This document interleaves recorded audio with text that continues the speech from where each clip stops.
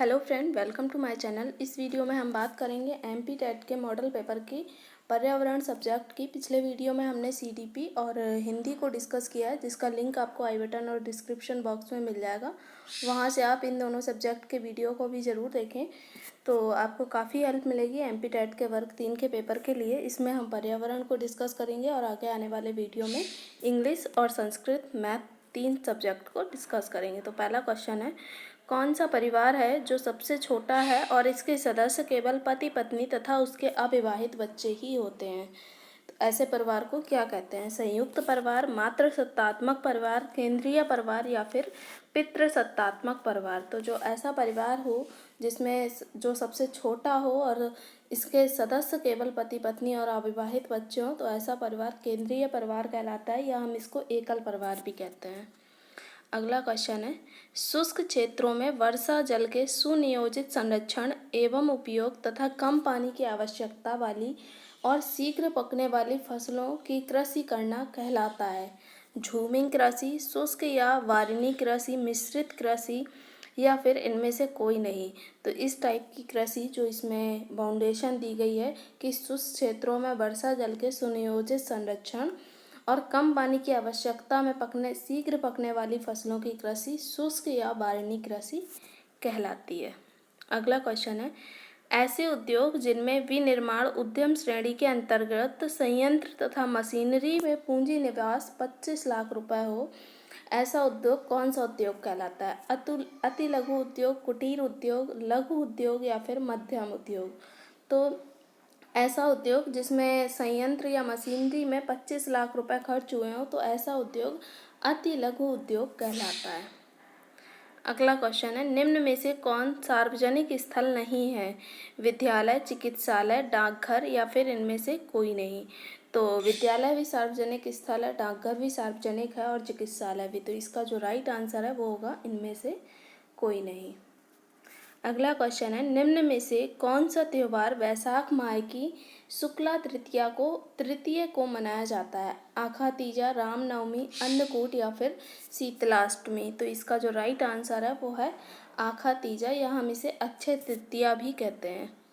अगला क्वेश्चन है, निम्न में से कौन सा आसन रक्तदाब सामान्य रखने में सहायक है? आसन का नाम पूछा गया है कि कौन सा आसन है जिससे रक्तदाब सामान्य रहता है।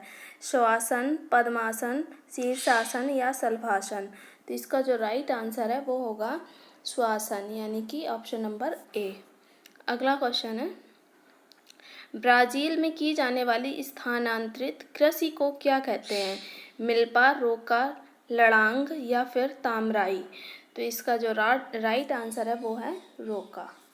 अगला क्वेश्चन है, निम्न में से कौन सा विटामिन हमें रतौंधी रोग से बचाता है? तो बचपन से पढ़ते आ रहे हैं, रतौंधी रोग से जो विटामिन हमें बचाएगा वो है विटामिन ए। विटामिन बी से स्कर्वी रोग से बचाता है, विटामिन बी बेरी से बचाता है और विटामिन सी स्कर्वी से बचाता है और विटामिन डी रिकेट से बचाता है।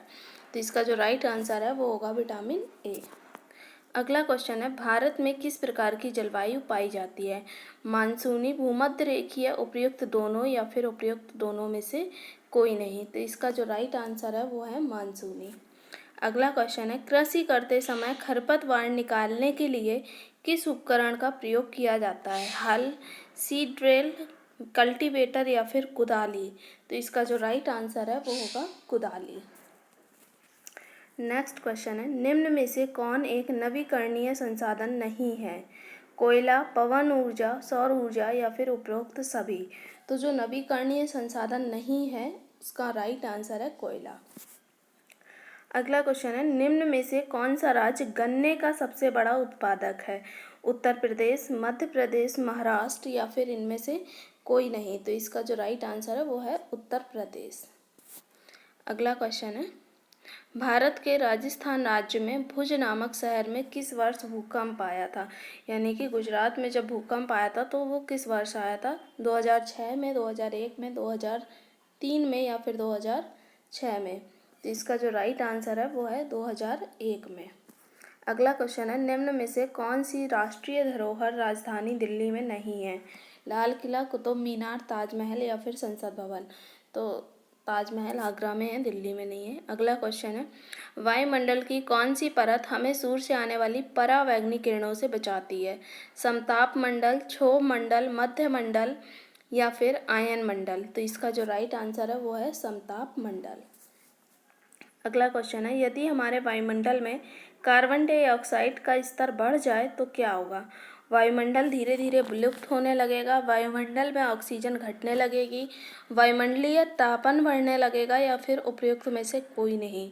तो इसका जो राइट आंसर है वो है वायुमंडल का ताप बढ़ने लगेगा। अगला क्वेश्चन है, मिट्टी में पाए जाने वाले किस जीव को किसानों का मित्र कहा जाता है? तो बहुत सरल सा क्वेश्चन है कि केचुआ को किसानों का मित्र कहा जाता है। अगला क्वेश्चन है, निम्न में से कौन सी गैस ग्रीन हाउस गैस नहीं कहा जाता? यानी कि कौन सी गैस है जो ग्रीन हाउस गैस नहीं कहलाती है? ऑक्सीजन, कार्बन डाइऑक्साइड, मीथेन या फिर जलवाष्प? तो इसका जो राइट आंसर है वो है ऑक्सीजन। अगला है, निम्न में से किस जीव के आवास को कैनल कहते हैं? घोड़ा, मुर्गी, कुत्ता या फिर मनुष्य? तो इसका जो राइट आंसर है वो है कुत्ता। अगला क्वेश्चन है, निम्न में से कौन पर्यावरणीय प्रदूषण के लिए जिम्मेदार नहीं है? ऑक्सीजन, सल्फर, कार्बन या फिर उपरोक्त सभी? तो इसका जो राइट आंसर है वो है ऑक्सीजन। पर्यावरणीय प्रदूषण के लिए ऑक्सीजन जिम्मेदार नहीं है। अगला क्वेश्चन है, पर्यावरण अध्ययन में चित्र पढ़ना एक महत्वपूर्ण क्रियाकलाप है। निम्नलिखित में से कौन सा संकेत या संकेतकों का बच्चों में आकलन चित्र पढ़ने के द्वारा हो सकता है? अवलोकन और अभिलेखन, अभिव्यक्ति, विश्लेषण या फिर प्रयोग करना? और इसके ऑप्शन है कि केवल ए और सी, केवल ए और बी, केवल डी या फिर ए, बी, सी तीनों। इस क्वेश्चन को आप फिर से पढ़ें, पेडागोजी से रिलेटेड क्वेश्चन है कि पर्यावरण अध्ययन में जो चित्र पढ़ना है वो एक महत्वपूर्ण क्रिया है। इसके द्वारा बच्चों में आकलन चित्र पढ़ने के द्वारा हो सकता है। तो अवलोकन और अभिलेखन द्वारा, अभिव्यक्ति द्वारा, विश्लेषण द्वारा या फिर प्रयोग करने के द्वारा। तो इसका जो राइट आंसर है वो होगा ऑप्शन नंबर डी, यानी कि ए, बी, सी तीनों, सिर्फ डी नहीं। अगला क्वेश्चन है, रेटिंग स्केल में कौन सी तकनीकी का उपयोग होता है? जांच सूची का, अधिविन्यास का, लिखित प्रश्न का या अवलोकन का? तो रेटिंग स्केल द्वारा आप अवलोकन करते हैं, तो इसका जो राइट आंसर है वो है ऑप्शन नंबर डी। अगला क्वेश्चन है, झूम खेती में अपनाई जाने वाली पद्धति के विषय में नीचे दिए गए कथनों पर विचार करो। मतलब झूम खेती के बारे में कौन सा कथन सही है? एक फसल प्राप्त करने के बाद जमीन को कुछ साल तक ऐसे ही छोड़ देते हैं। इस जगह जो बांस या खरपतवार उग जाता है उसे उखाड़ कर जला देते हैं। खरपतवार आदि को जलाने पर प्राप्त राख को खाद की तरह काम में लेते हैं। जब इस ज़मीन में खेती की बारी आती है तो बीज छिड़कने से पहले इसे गहरा जोता जाता है। ऑप्शन है केवल बी और सी, केवल ए और डी, केवल ए या फिर केवल डी। तो इसका जो राइट आंसर है वो होगा केवल ए, यानी कि ऑप्शन नंबर ए।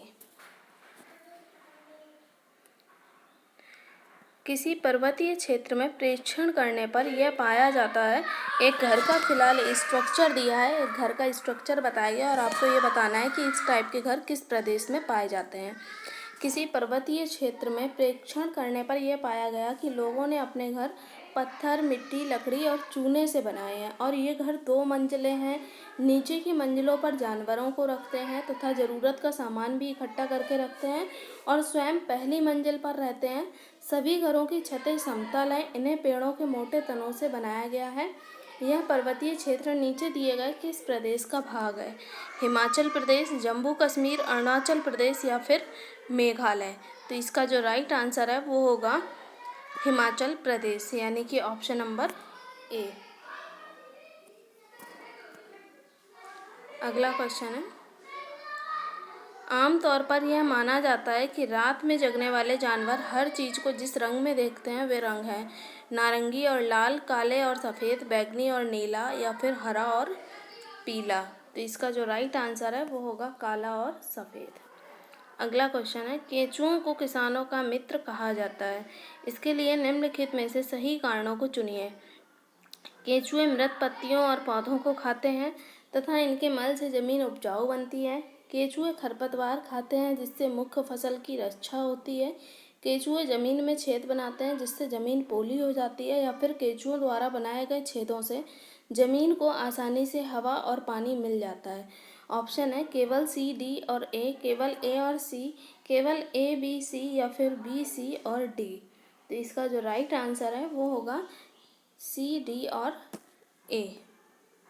अगला क्वेश्चन है, आदिवासी हजारों साल पहले से कांसे या ब्रांज की चीज़ें बनाते आए हैं। आज भी हमारे घरों में कांसों का उपयोग होता है। ये कांसा जो है वो किसका और किस किस दो चीज़ों का मिश्रण है? तांबे जस्ता का मिश्रण तथा एल्युमिनियम का मिश्रण है। जो तांबा है वो और टिन का मिश्रण है। एल्युमिनियम और तांबे का भांति एक तत्व है। यह पीतल और तांबे का मिश्रण है। तो इसका जो राइट आंसर है वो होगा ऑप्शन नंबर बी। यह तांबे का और टिन का मिश्रण है, क्या? कांसा। अगला क्वेश्चन है, नारियल डली हुई किसी भी करी के साथ उबला हुआ टैपियोका निम्नलिखित में से किस क्षेत्र का प्रिय भोजन है? बिहार, केरल, तमिलनाडु या फिर पश्चिम बंगाल। तो इसका जो राइट आंसर है वो है option number option number C, Kerala का। जो नारियल डली हुई करी के साथ उबला हुआ टैपियोका है, ये जो भोजन है ये केरल का भोजन है। और नारियल डली हुई किसी भी करी के साथ उबला हुआ टैपियोका केरल का भोजन है। और क्या बोलते हैं, जम्मू एंड कश्मीर में सरसों के तेल में पकी हुई मछली जम्मू कश्मीर का प्रिय भोजन है। अगला क्वेश्चन है, निम्नलिखित में से त्योहारों के उस समूह को चुनिए जिन्हें पूर्णिमा को मनाया जाता है। होली, रक्षाबंधन, गुरु नानक जन्म दिवस, दिवाली, महाशिवरात्रि, गुरु नानक जन्म दिवस, दिवाली, गुरु नानक जन्म दिवस, रक्षाबंधन, या फिर होली, महाशिवरात्रि और बुद्ध जयंती। तो इसका जो राइट आंसर है वो है होली, रक्षाबंधन, गुरु नानक जन्म दिवस। अगला क्वेश्चन है, निम्नलिखित राज्यों के समूह में से किस एक समूह के समुद्र तट अरब सागर पे हैं? केरल, कर्नाटक, पश्चिम बंगाल के, तमिलनाडु, आंध्र प्रदेश, कर्नाटक के, कर्नाटक, केरल, गुजरात के, या फिर आंध्र प्रदेश, तेलंगाना और उड़ीसा के। तो इसका जो राइट आंसर है वो है कर्नाटक, केरल और गुजरात के। वीडियो पसंद आया हो तो प्लीज़ लाइक करें, ज़्यादा से ज़्यादा लोगों के साथ इसे शेयर करें, और अगर आप चैनल में पहली बार आए हैं तो प्लीज़ सब्सक्राइब करें। और एमपी टेट के वर्ग 3 के लिए इस चैनल को ज़रूर सब्सक्राइब करें। आगे आने वाले आपको जो भी वीडियो मिलेंगे वो इससे रिलेटेड मिलेंगे और आपको काफ़ी हेल्प करेंगे वर्ग 3 के एग्ज़ाम के लिए, इसलिए ज़रूर सब्सक्राइब करें।